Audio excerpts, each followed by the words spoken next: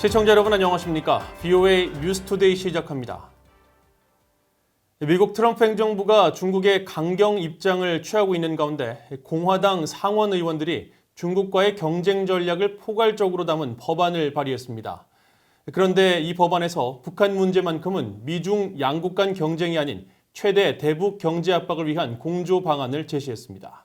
첫 소식 이조은 기자가 보도합니다. 미국 상원 외교위원회 소속 공화당 의원들이 지난 21일 중국을 견제하기 위한 포괄적 방안이 담긴 전략적 법안을 발의했습니다. 상원 외교위의 제임스 리시 위원장과 코리 가드너 동아태 소위원장을 비롯해 민롬디 의원과 토드 영 의원 등 4명이 법안을 공동 발의했는데 앞으로 중국과의 경쟁은 물론 공조 전략까지 제시하면서 전 영역에 걸친 미국의 대중국 전략을 포괄적으로 담은 패키지 법안입니다. 리시 위원장은 이날 성명을 통해 중국 공산당은 국제 질서를 재구성해 독재 정권에 이득을 주고 미국과 민주주의적 이익을 직접적으로 훼손하려 하고 있다고 밝혔습니다. 미국과 중국이 공조해야 하는 영역에는 북한 문제가 포함됐습니다. 중국 공산당이 선의와 투명성을 보일 경우 군축과 북한, 환경 문제와 같은 영역에선 가능한 한 대립보다는 공조를 우선시해야 한다는 겁니다. 그러면서 유엔 대북 제재의 보편적 이행에 관한 정책을 분명히 했습니다. 법안은 북한 정권이 완전하고 검증 가능하며 돌이킬 수 없는 비핵화 조치에 착수할 때까지 북한 정부의 최대 경제적 압박을 유지하는 것이 미국의 정책이며 이를 위해 중국을 포함한 모든 국가들의 유엔의 대북 제재 이행과 집행을 독려하고 유엔 안보리 결의에 따라 북한 해외 노동자를 받는 관행 중단을 독려하는 방안 등을 제시했습니다. 또 유엔 안보리 결의에 따라 선박 간 불법 환적 등 대북 수송의 철저한 차단을 위해 중국 그리고 국제사회와의 협력을 강조했습니다. 스티븐 비건 미 국무부 부장관 겸 대북 특별대표는 법안이 발의된 직후 상원 외교위 청문회에 출석해 중국의 대북 제재 이행 문제를 지적했습니다. I wouldn't say that they're completely faithful in fulfilling their responsibilities under the international sanctions regime. 법안은 인도태평양 지역의 미군 태세 강화, 특히 한국과 관련해 미한 상호 방위 조약을 유지하고 동맹 방위와 억지 역량을 강화해야 한다는 내용도 명시했습니다. 이번 법안은 신종 코로나 바이러스 사태로 촉발된 미국과 중국과의 관계 악화가 심화되고 있는 가운데 나왔습니다. 공화당 중진 의원들이 직접 발의한 만큼 신속한 의결 가능성이 커 보입니다. VOA 뉴스 이존입니다. 북한과 중국의 핵 위협 등에 대처하기 위해서는 동북아에서도 북대서양 조약기구 나토와 같이 핵무기 사용 조율 기관을 설립해 동맹국들의 의견을 반영할 필요가 있다고 전직 국방부 고위 관리가 밝혔습니다. 관련 소식 김동현 기자가 취재했습니다. 미국의 3대 핵무기 개발 기관인 로렌스 리버모어 국립연구소의 국제안보연구국장인 브래드 로버츠 박사는 23일 허드슨 연구소가 주최한 화상회의에 참석해 동북아의 북대서양 조약기구 나토의 핵계획 그룹과 유사한 기구의 설립을 검토할 필요가 있다고 밝혔습니다. 전 미국 국방부 부차관보를 지낸 로버츠 박사는 북한과 중국의 도발로 극단적 상황에 놓일 경우 동맹국들의 의견이 반영돼야 한다는 겁니다. U.S. allies in East Asia would want to know where that table is. When the President of the United States is making a decision about the employment of nuclear weapons in their defense, in an extreme circumstance when the vital interests of Japan or South Korea are at risk. 나토의 핵계획 그룹은 북대서양 조약기구 나토 회원의 모든 국방장관들이 참여하는 조율기구로 핵무기 운용에 대한 의사결정과 핵 전략을 논의하기 위해 지난 1966년 설립됐습니다. 이 그룹은 특히 유사시 미국과 핵무기 공유협정을 맺은 독일, 이탈리아, 네덜란드, 벨기에, 터키 등 5개 나라의 전술 핵무기 사용과 관련한 협의를 관장하기도 합니다. 오바마 행정부 당시 핵미사일 방어 정책을 담당했던 로버츠 국장은 나토 핵계획 그룹은 미국 대통령의 독단적인 핵무기 사용을 미연에 방지하는 효과가 있다고 설명했습니다. 그러면서 현재 동북아에서는 이 같은 영내 동맹국들의 의견이 반영되는 의사기구가 없다며 유사기구의 설립 필요성을 강조했습니다. 로버츠 국장은 이어 최근 일본 정부가 지상 배치형 탄도미사일 유격체계인 이지스 어쇼어 도입 계획을 중단하고 장거리 원점 타격 등 공격 역량 확보 추진 방안에 대해서는 부정적인 입장을 보였습니다. 북한이나 중국은 대규모 확전이 아니라 도발과 협박을 확대하는 방법의 승리 방식을 취하고 있으며 미국과 동맹국들의 반격으로 그들은 더 손해볼 것이라고 강조했습니다.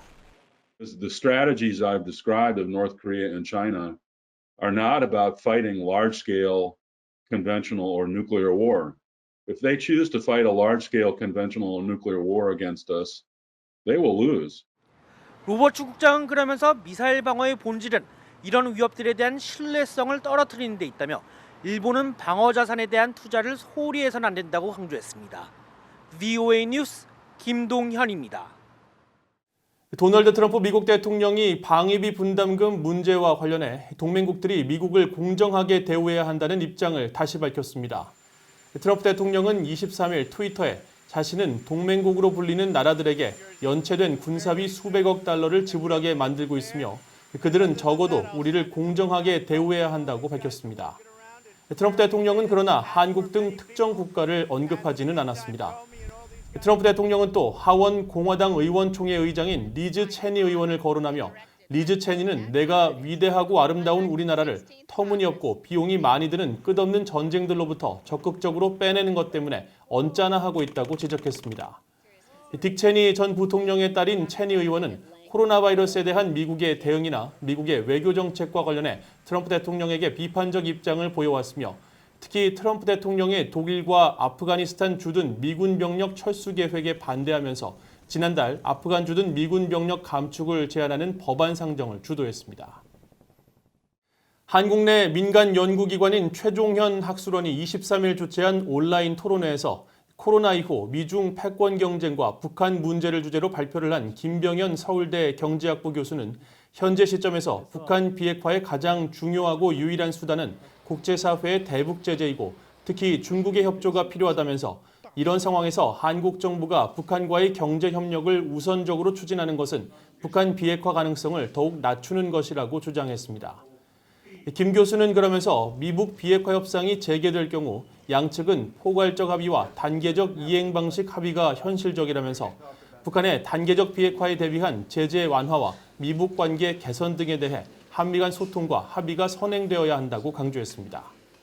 미중 전략 경쟁과 한미 동맹이라는 주제로 발표를 한 김성한 전 한국 외교부 차관은 미중 갈등 국면에서 중국이 북한의 핵 보유를 사실상 인정하고 대북 경제적 지원으로 미국의 대북 제재를 무력화하는 방법으로 미국을 압박할 가능성이 크다면서 이에 대비해 미국과 한국은 선제적으로 북한에 대한 억제책 마련을 위한 논의를 할 필요가 있다고 지적했습니다.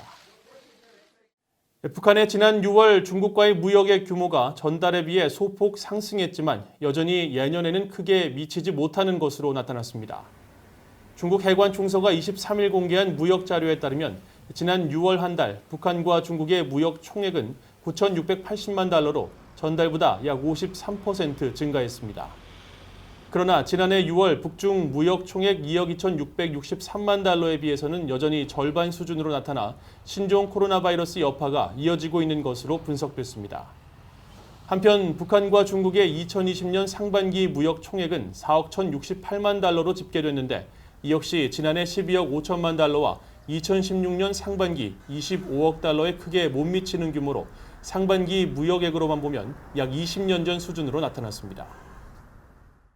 유엔군 사령부가 오는 27일 열릴 예정인 한국전쟁 정전협정 기념행사를 예년과 같이 판문점 내 자유의 집에서 열 수 있게 됐습니다. 한국통일부는 23일 당초 유엔사의 자유의 집 사용을 허가하지 않았던 입장을 바꿔 다시 승인했다고 밝히고 이는 유엔사의 재요청에 따른 것으로 신종 코로나 바이러스 감염증 상황 완화 조치와 우천 등 기상 상황을 종합적으로 고려했다고 설명했습니다. 당초 통일부는 코로나 바이러스 방역 상황과 최근 남북 관계 상황을 이유로 줄곧 행사가 개최됐던 판문점 자유의 집 사용을 승인하지 않았으며 이에 유엔사는 자유의 집 앞 도로에서 행사를 개최하는 방안을 추진했던 것으로 알려졌습니다. 유엔사는 지난 2013년 이후 매년 통일부로부터 정전협정 기념식을 위해 자유의 집 사용 승인을 받아왔는데 통일부가 앞서 불허 결정을 내리자 비무장지대 출입과 관련해 유엔사가 과도한 권한을 행사하고 있다는 한국 정부 일각의 불편한 심기가 반영된 것이라는 관측이 있다고 일부 한국 언론이 보도한 바 있습니다.